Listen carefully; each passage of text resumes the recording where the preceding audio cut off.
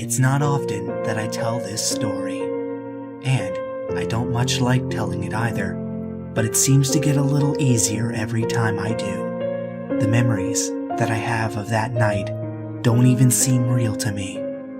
To this day, I can't wrap my head around how such a thing could happen to me. I never saw it coming. I mean, how could I be in one place and then suddenly be in another? It happened faster than a lightning strike, and it happened faster than a finger snap. The best I can compare it to? A night void of dreams. It was the kind of slumber where a person stares out of a window at the evening purple sky, blinks, and then finds the window sharply illuminated by morning sun. The comforts of a familiar bedroom are not in my recollection. Rather, I remember sitting on a bar stool and staring into a glass with anticipation.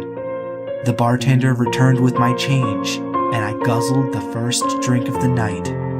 As the bitter perfume of hoops coursed its way out my nostrils, I peered into the empty glass. Through the frothy bottom, I saw the clock, bordered in the green neon light. Its red LED digits gave me the time, 9:24 p.m. The time isn't really important. It's just the last thing I remembered before the transition. As the last of the liquid flowed down my throat, I closed my eyes. Upon reopening them, the smoky environment of a run-down bar changed to a clear, starlit sky. The ambient sound of hushed talk and sporadic laughter gave way to a symphony of crickets chirping and the tiger frogs croaking. As I stared up at the sky, the leaves of a weeping willow danced amongst the stars with a gentle night breeze calling the steps. Blades of long grass tickled my arms and neck as I lied motionless in a silent hysteria. Pondering how I managed to get there, I tilted my head to the left and saw a grove of trees in the distance. Before them was a house left in ruin from years of abandonment. A small amount of light from the sky only hinted at its features.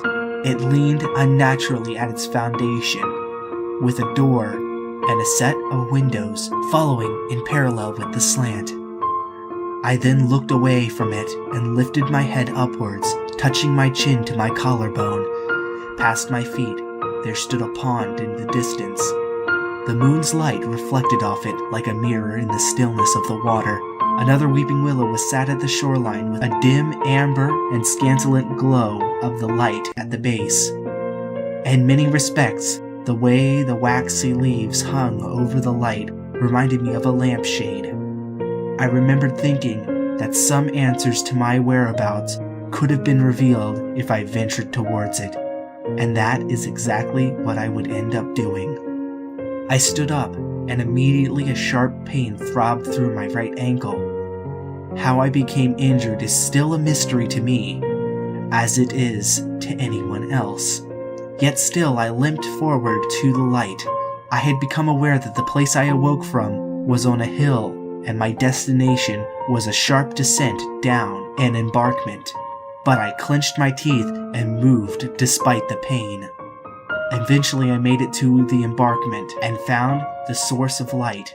A simple lantern was affixed to one of the snagging branches of the willow and bobbed up and down in the breeze. I dropped to the ground in a sitting position with my injured limb outstretched in the air. With a slow, cautious motion, I shuffled myself down the steep slope and again rested at the base of the tree. I was still utterly confused with the situation, yet there was a glimmer of truth that beckoned in the distance. The truth was a flashing red light in the sky. I recognized it as the water tower of my hometown. I thought a great deal about it. If only I followed it, I would find my way back home. But it only appeared as a dim sequence of flashes that indicated to be my miles away. At the same rate, I would eventually come across a road, and maybe I would hitchhike my way back. My thoughts hatched together a plan to tough out the pain and get back to civilization, but first, I had to address a need. The gracious amount of alcohol I assumed I drank earlier left me with a parched throat. I gazed at the body of water that welcomed me so invitingly, at least in my mind. I proceeded to crawl on my knees to the pond. The water felt cool as my hands and legs began to submerge below the surface without hesitation. I cupped a handful and slurped it into my mouth. It tasted horrible, as pond water usually does, yet it did not deter me from collecting a bellyful of it. After I was satisfied with my consumption, I dipped my hands into the water and rested them in the muddy depths. It was then I felt a sturdy stick at my fingertips. I could have used such a thing as a rudimentary cane, considering the painful extent of my mysterious injury. Wrapping my fingers around it, I lifted the wood above the surface and froze in terror. There, resting the slanted branch, was a face staring lifelessly at mine. Its blackened skin was shriveled against its skull. Its long disheveled hair dripping water back into the pond. Its mouth was agape with a patch of algae hanging from the darkened hole, flanked with a set of brown teeth. Its chest arched upwards with the pressure of the tree limb compressing against its back. Strained rib bones jutted out the front of the skin, and a sickened sound filled the air as the leathery mass began to stretch under its own weight. Like a rope under tension, I slowly lowered the stick back into the water, with the liquid filling the wide empty eye sockets of the corpse. The thought of small decayed particles of flesh floating in the water may have unnerved me, but the reality of the same water being in my stomach absolutely disgusted me. I backpedaled out of the pond and vomited shortly after. With shock, I shivered with my back resting against the willow. I'm not sure how long I stared out into the water thinking. Maybe it was a minute, maybe it was an hour. Perhaps it was most of the night. At some point, I managed to collect myself once more. Priorities began to develop in my mind of what to do next. The second was to find my way back home. The third was to call the local constabulary and show them the pond. The first did not occur to me until I finally stood once more with my hand resting against the tree. That priority was to run like the dickens. Despite the pain it caused, I quickly sprinted away from that place. Every sound of the night was amplified as blood rushed to my eardrums. A rabbit retreating into the bushes or a twig snapping below my feet made me shriek in terror as I panted, sweated, and cried. I'm not even sure how long or how far I ran, but I know I legged it through a line of trees, 2 fields of corn, and a quarter section of wheat. Eventually, I emerged from one of the fields and found a lonely stretch of blacktop. There I rested alongside the road and wept uncontrollably in the fetal position. My lungs were on fire, my legs ached, and my ankle felt as if it had been put through a wood chipper. My salvation came as a pair of headlights in the distance.